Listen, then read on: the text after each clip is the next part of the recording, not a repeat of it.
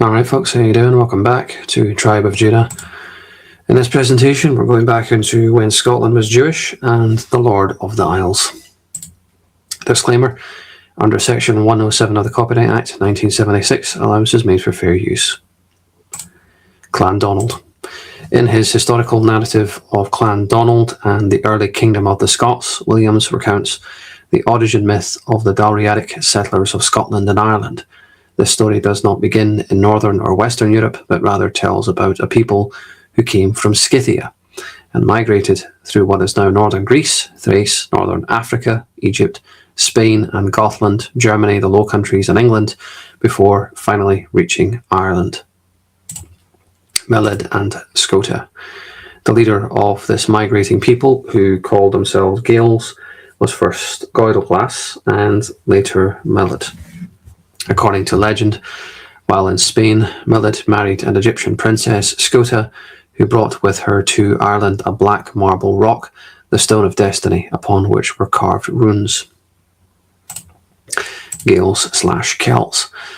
Williams then goes on to dismiss this romantic tale and firmly locate the origin of the Gaels/Celts near the Danube River in Central Europe, although he claims that the Celts then expanded their domain from that centre eastward to the Baltic and southward to Italy and Spain.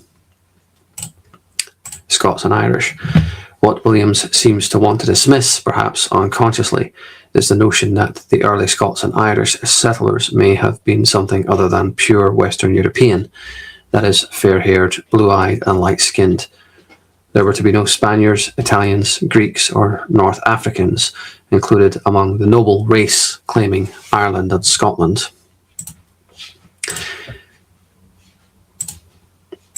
Queen Scota and her Stone of Destiny.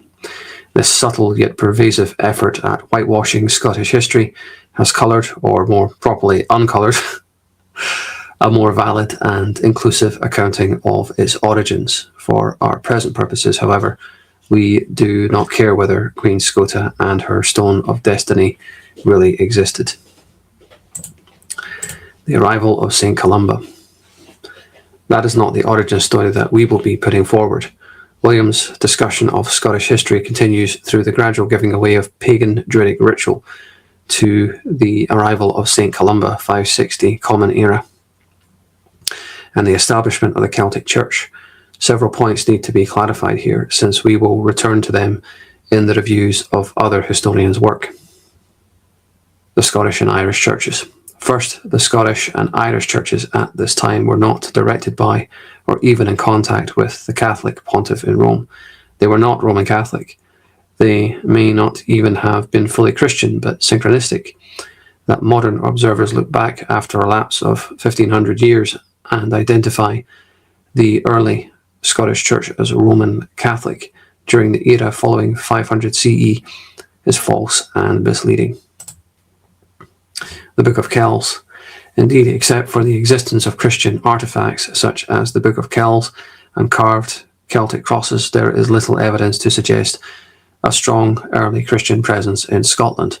As we will investigate later, the so-called Scottish saints, e.g. St. Macer of Aberdeen, are not even proven to be Christian per se. Contemporaries describe them as unspecified holy men or religious teachers. No written accounts of their teachings or religious doctrines survive. So there we have it for part 1. Join me for part 2.